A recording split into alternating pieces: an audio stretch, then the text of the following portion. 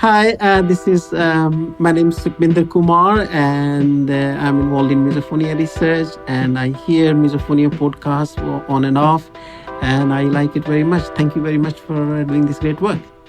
Welcome to the second episode of Between Two Ears, where I go a little bit off the cuff and talk about my thoughts about misophonia, kind of outside the regular interview format. So, this short episode, I want to share a little bit about a recent trip I took actually last week to Iowa City, Iowa, and where I participated in a research study on misophonia. The study was led by Dr. Sukhbinder Kumar, and you might recognize that name from his landmark paper, The Brain Basis of Misophonia, followed by The Motor Basis of Misophonia, which explored the role of mirror neurons in our reactions to trigger sounds. This new project is kind of a next step from that, but instead of focusing solely on neural mechanisms, it's turning its attention towards the social context around triggers. There were actually two studies going on simultaneously at the University of Iowa, but one of the ones I was in was Dr. Kumar's, and I'll talk a little bit about that. It involved a couple of surveys, and then traveling to Iowa City. Actually, did two sessions, so it was two sessions of over an hour inside an MRI chamber. And some of that time, I was exposed to all the classic trigger sounds: eating, chewing, tapping. You get the idea. I know it sounds like hell, and in some ways it was. But imagine the MRI machine is already quite loud. It's already pretty uncomfortable. It's definitely not for super claustrophobic people.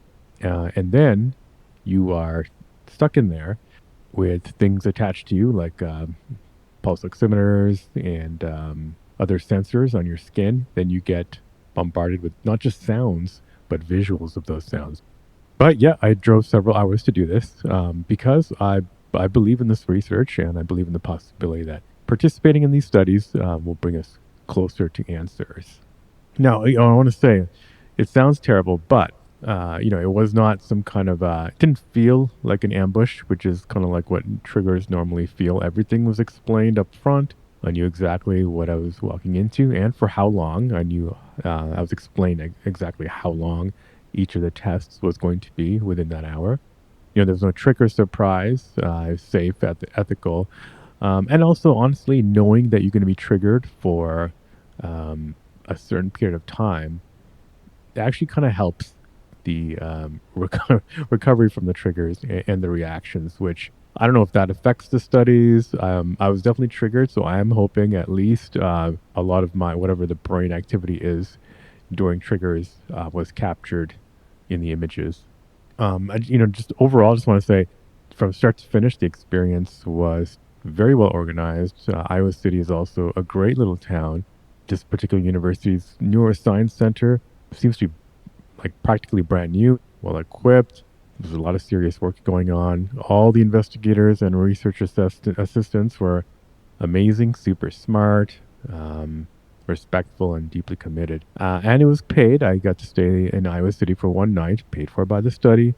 There was also some other stipends. And but honestly, the true highlight was I had the honor to actually meet Dr. Kumar after the second test in person for the first time after obviously hearing about him for so long and exchanging some emails over the years. I actually got to sit in his office. The man, a man who really always a key person in kind of kickstarting misophonia research with the multiple landmark studies. It was, like I said, it's definitely an honor. We talked about everything, the science, the lived experience, the potential childhood origins. And, I get to share, some deeply personal and painful stories from my childhood that I think are connected to how I experience misophonia today.